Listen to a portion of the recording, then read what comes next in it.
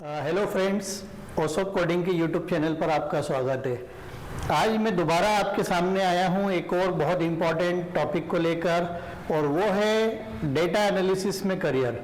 जी हाँ दोस्तों, हमने पहले भी आपको इस बारे में बताया है कि किस तरह का करियर ऑप्शन डेटा एनालिसिस में अवेलेबल है, और आप देख रहे हैं कि बहुत सारे आईटी कॉरपोरेट्स जो है करंट ट्रेंड में आप देखेंगे तो डेटा एनालिस्ट को हायर कर रहे हैं।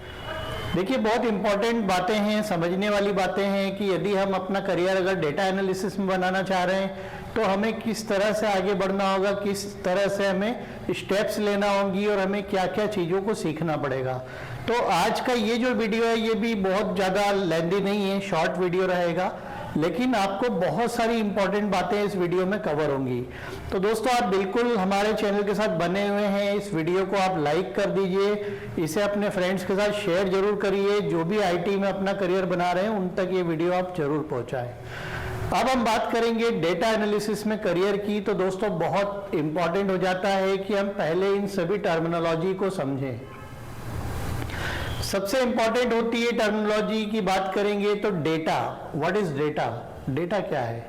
तो यहाँ पर दोस्तों हमें ये समझना है कि बहुत सारी कॉरपोरेट्स में आप देखेंगे कि काफ़ी सारे कंप्यूटर सिस्टम्स होते हैं, वहाँ पे बहुत सारे सॉफ्टवेयर होते हैं, और उन सॉफ्टवेयर के अंदर रेगुलरली जो है कंपनी के पास क्या होता है, डेटा इकट्ठा होता रहता है। जैसे आप बात करेंगे, सेल्स की बात कर रहे हैं कि किसी कंपनी में कोई प्रोडक्ट सेल हो रहे हैं तो लगातार आप देखेंगे किसी मॉल में आप जाते हैं, वहाँ देखते हैं बिलिंग हो रहा है, स्कैनर के थ्रू अलग अलग आइटम्स को वो स्कैन कर रहे हैं, बिल बन रहा है। तो ये क्या हो रहा है दोस्तों, ये सेल हो रहा है। ये सेल का डेटा जो है कंपनी अपने सिस्टम से लेगी और उसका क्या करेगी, एनालिसिस करेगी। तो बहुत सारा इंपॉर्टेंट आप देखेंगे कि अलग अलग कैटेगरी का डेटा होता है। जैसे मैंने आपको सेल्स का डेटा बताया है, वैसे ही आप देखेंगे एक मार्केटिंग की टीम है, वो अपनी मार्केटिंग एक्टिविटी कर रही है और वो अपना कुछ डेटा कलेक्ट कर रही है जो मार्केटिंग पर्पस का है। तो यहाँ पर भी डेटा आ रहा है, सेल्स का भी डेटा आ रहा है, ट्रांजैक्शन हो रही है, यूजर पेमेंट कर रहा है ऑनलाइन तो डेटा आ रहा है, ट्रांजैक्शन आईडी है, ट्रांजैक्शन कितने अमाउंट का है, कौन सी डेट को किया, क्रेडिट कार्ड से किया या डेबिट कार्ड से किया या यूपीआई पेमेंट किया। तो इस तरह का एक पूरा डेटा कलेक्शन लगातार हो रहा है। और आप देखेंगे दोस्तों कि पिछले कुछ सालों में जो है बहुत तेजी से जो है ये ग्राफ बढ़ा है। जो डेटा कलेक्शन आज से 5 साल पहले होता था उससे कई गुना ज्यादा डेटा कलेक्शन आज होने लग गया है। तो यहाँ पर एक बड़ी समस्या होती है कि इतने सारे डेटा को आप कैसे एनालाइज करेंगे, उसमें से कैसे आप इंपॉर्टेंट चीजों को निकालेंगे। मतलब हम कुछ ऐसे क्वेश्चन पूछ सकते हैं कि भैया मेरा टोटल सेल कितना है, तो आप टोटल सेल के लिए आपको पूरा जो आपका डेटा है उसमें आपको आपको एक सम करके और आपको फिगर निकालना होगा। या फिर आप जो है आपसे पूछ लिया गया है कि मेरे कौन से प्रोडक्ट हैं जो बहुत अच्छा परफॉर्म कर रहे हैं, मींस ज़्यादा सेल हो रहे हैं, ऐसे प्रोडक्ट की लिस्ट चाहिए। तो ऐसी बहुत सारी छोटी छोटी इंफॉर्मेशंस हैं जो किसी भी डेटा एनालिस्ट को जो है अब उस डेटाबेस में से निकालनी है, उस बिग डेटा में से निकालनी है जो बहुत लगातार जो है जनरेट हो रहा है डेटा, वहाँ से निकालनी है। तो यहाँ पर दोस्तों आप अगर हम बात करेंगे, हमने डेटा के बारे में समझा है कि डेटा क्या है, एनालिसिस हमने समझा है, जिस तरह से हमने क्वेश्चन किए कि मुझे टोटल सेल्स बताइए, मुझे उन प्रोडक्ट की लिस्ट चाहिए जो बहुत ज़्यादा सेल हो रहा है ना, या मुझे उन मार्केटिंग एग्जीक्यूटिव की डिटेल्स चाहिए जो बहुत अच्छा परफॉर्म कर रहे हैं, यानी वो बहुत ज़्यादा डील क्रैक कर रहे हैं, बहुत ज़्यादा सेल कर रहे हैं, ऐसे एग्जीक्यूटिव की लिस्ट चाहिए। तो ये सारी जो इनसाइट्स हैं, जानकारी है, ये किसी भी बिजनेस के लिए नीडेड होती हैं। उस बिजनेस को ग्रो कराने के लिए इस तरह की इंफॉर्मेशन की नीड होती है। तो यहाँ पर दोस्तों हमने जो एनालिसिस के बारे में भी समझा कि किस तरह से एनालिसिस होता है और डेटा को एनालिसिस करने से हम क्या अचीव करते हैं। तो जैसा मैंने आपको बताया, कुछ सालों में बहुत ज़्यादा लगातार जो है डेटा की स्टोरेज बढ़ता जा रहा है, लगातार डेटा कलेक्ट हो रहा है, लगातार डेटा आ रहा है। तो इस डेटा को एनालाइज करने के लिए बड़े लेवल पर क्या हो रहा है, बहुत सारी कंपनीज जो है वो डेटा एनालिस्ट को हायर कर रही हैं, है ना, क्योंकि उनके क्लाइंट की रिक्वायरमेंट है डेटा को एनालिसिस करने की, इसलिए उनको भी क्या चाहिए, डेटा एनालिस्ट चाहिए।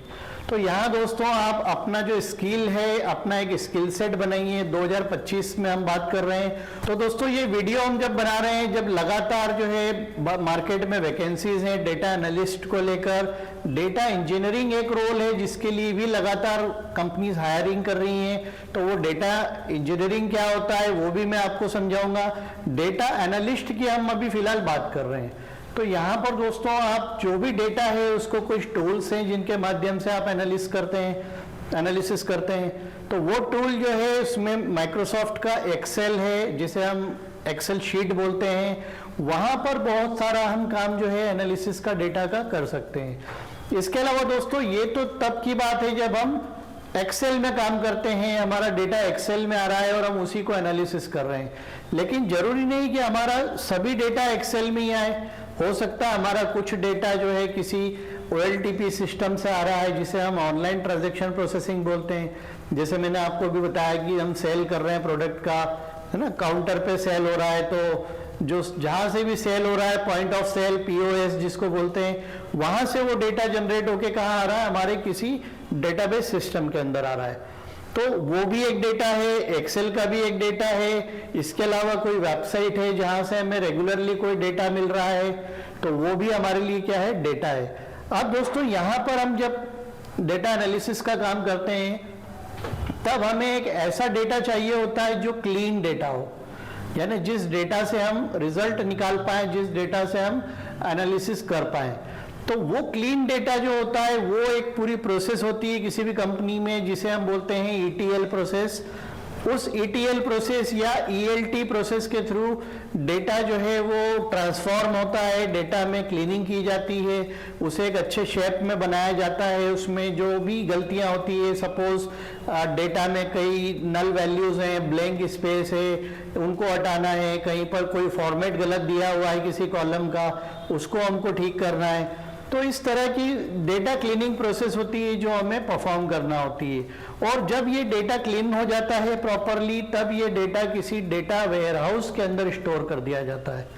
तो दोस्तों जैसा मैंने आपको बताया था कि 3 अलग अलग सोर्सेस से डेटा आ रहा है।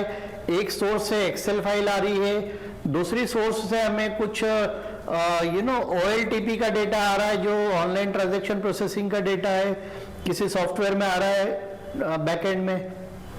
उसके अलावा हमें रियल टाइम डेटा आ रहा है किसी वेबसाइट के थ्रू। तो ये तीनों ही तरह के डेटा को हमने क्या किया, क्लीन करा। क्लीन करके हमने इस डेटा को जो है वो डेटा वेयरहाउस में स्टोर कर दिया है। अब दोस्तों ये जो डेटा वेयरहाउस है ये हमारे पास एक एग्रीगेटेड डेटा वहां पर हमने स्टोर किया हुआ है, जिससे हम अपने क्यूरीज कर पाए डेटा के ऊपर और हम उस पर इंसाइट्स जनरेट कर पाए। उस पर हम कोई डैशबोर्ड बनाए जिसमें हम अलग अलग तरह के ग्राफ्स दिखा सकें, चार्ट दिखा सकें। मतलब हमको डेटा को बेसिकली क्या करना है, विजुअलाइज करना है। तो उसी के लिए दोस्तों जो है आपको कुछ डेटा विजुअलाइजेशन टूल्स हैं जिन्हें यूज करना है। उन डेटा विजुअलाइजेशन में Microsoft power BI is very popular for now and it is very growing. आप देखेंगे कि पावर BI लगातार जो है मार्केट में डिमांड आ रही है, और माइक्रोसॉफ्ट पावर BI को यूज करके आप जो है बहुत अच्छे अच्छे डैशबोर्ड्स बना सकते हैं, और जो डेटा एनालिसिस का काम है उसको बहुत ही सिंपल तरीके से आसानी से कर सकते हैं। इसके अलावा दोस्तों आप SQL को भी यूज कर सकते हैं। अगर आप टेक्निकल साइड जाना चाहते हैं तो आप SQL एक लैंग्वेज है जिसे हम स्ट्रक्चर्ड क्यूरी लैंग्वेज बोलते हैं, उसको भी आप यूज करके जो है डेटा एनालिसिस का काम कर सकते हैं। कुछ कंपनीज SQL डेवलपर्स को हायर करती है डेटा एनालिसिस के लिए। इसके अलावा टैबलियो एक और टूल है मार्केट में अवेलेबल है जो डेटा एनालिसिस के लिए है, वो भी काफ़ी पॉपुलर है और काफ़ी अच्छा टूल है। तो उसके थ्रू भी अल्टीमेटली आप क्या बनाने वाले हैं, आप कोई डैशबोर्ड बनाने वाले हैं। तो दोस्तों यहाँ पर इसी तरह के और भी टूल्स होंगे, तो उसमें भी क्या कर रहे होंगे आप एनालिसिस का ही काम कर रहे होंगे। जैसे आप मान लो आप प्रोग्रामिंग को यूज करना चाहते हैं, अगर आप पाइथन को यूज करके आप डेटा एनालिसिस करना चाहते हैं तो पाइथन में भी आपको जो है कुछ लाइब्रेरीज हैं जो इसके लिए दी गई हैं, जैसे numpy है, pandas है ना। इन लाइब्रेरीज को आप यूज करके क्या करते हैं, डेटा एनालिसिस का काम करते हैं। तो डाटा विजुअलाइजेशन की मैंने बात करी, जिसको हम विजुअल फॉर्म में क्या देख पाए, डेटा को देख पाए। तो दोस्तों यहाँ विजुअल फॉर्म से मतलब है चार्ट देखते हैं हम, ग्राफ देखते हैं, हमने कोई पाई चार्ट देखा है जिसके अंदर हमें अलग अलग तरह का डेटा सेग्रीगेट करा हुआ दिख रहा है, उसका क्लासिफिकेशन के अनुसार वो दिखा रहा है। तो डेटा एनालिसिस में अगर आप करियर बनाना चाहते हैं दोस्तों, तो बहुत प्रॉपरली जो है अपना एक रोड मैप बनाइए, जिसमें आप शुरुआत किससे करेंगे, बेसिक स्किल के साथ, जिसमें आपको जो है डेटा की अंडरस्टैंडिंग को डेवलप करना है कि डेटा क्या होता है, डेटाबेस क्या है, किस तरह से डेटाबेस होते हैं, ELT और ETL जो प्रोसेस है वो क्या है, किस तरह से डेटा जो है ट्रांसफॉर्म किया जाता है। उसके अलावा जो है जब आपका डेटा ट्रांसफॉर्म हो गया है तो ये डेटा एक डेटा वेयरहाउस सिस्टम में आता है, जो एक तरह का सेंट्रल वेयरहाउस जिसे हम बोलते हैं, जहां पर हमारा सारा डेटा आकर एक एग्रीगेटेड फॉर्म में स्टोर हो रहा है। और उस डेटा वेयरहाउस के अंदर जो भी डेटा आया है हमारा फाइनल होकर, उस डेटा को हम क्या करते हैं, विजुअली उसको हम डैशबोर्ड बना के उसको एंड यूजर को दिखा सकते हैं। तो इस तरीके से हम डेटा विजुअलाइजेशन का टूल यूज करेंगे, उनको आपको सीखना है। अगर आप टेक्निकल साइड ज्यादा मूव करना चाहते हैं तो आपको SQL है, पाइथन है, इन लैंग्वेजेस को आप यूज करके भी जो है डेटा एनालिसिस के लिए आप आगे बढ़ सकते हैं। तो यहाँ पर दोस्तों इस वीडियो को अगर आपको लगा है कि इस वीडियो ने आपको काफी इंफॉर्मेशन दी है और आप अपने जो भी करियर के बारे में प्लान कर रहे हैं, अगर उसमें डेटा एनालिसिस का अगर आपके पास ऑप्शन आता है माइंड में, तो डेफिनेटली ये वीडियो आपके लिए बहुत काम का है। और आप कोशिश करिए कि आप जो भी टेक्नोलॉजी में अगर आप काम करना चाह रहे हैं उससे रिलेटेड वीडियोस आपको जरूर हम प्रोवाइड करेंगे। लगातार हम इसके लिए काम कर रहे हैं। तो डेटा एनालिसिस के लिए आज के लिए इतना ही। आपको ये वीडियो अच्छा लगा है तो इसे लाइक करिए और अपने फ्रेंड्स को जरूर शेयर करें। Thank you all.